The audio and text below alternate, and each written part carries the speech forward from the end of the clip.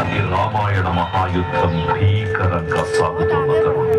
శ్రీరామచంద్రుని సారథ్యంలో వానర సైన్యంతో విజృంభిస్తూ లక్ష్మణస్వామి తనతో పోరాటం చేస్తున్న రావణుడి కుమారుడు ఇంద్రజిత్ తలని బాణంతో ఒక్క వేటుతో వేరు చేశాడు. ఇంద్రజిత్ మరణవార్త విన్న రావణుడు ఆవేశంతో ఊపిపోయాడు. ప్రతీకారం కోసం పాతాళ లోకాధిపతి తన సోదరుడు అయినటువంటి మహిరావణుడి సహకారం కోరాడు.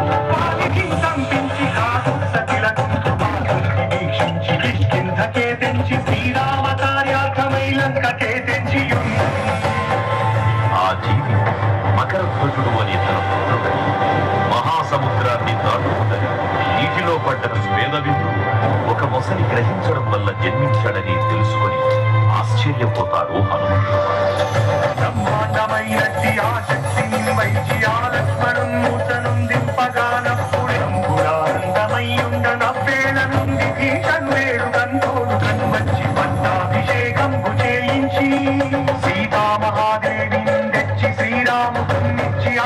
అయోధ్యాపురించొచ్చి పట్టాభిషేకం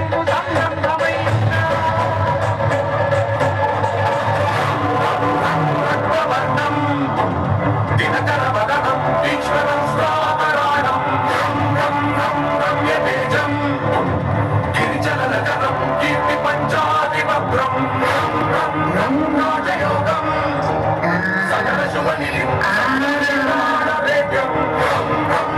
రాక్షసాంతం సకల విషయ భక్తహస్తం విషజ్వరహరణం వేద వేదాంత దీపం ఖడ్గరూపం త్రిభువన నిలయం దేవతా సుప్రక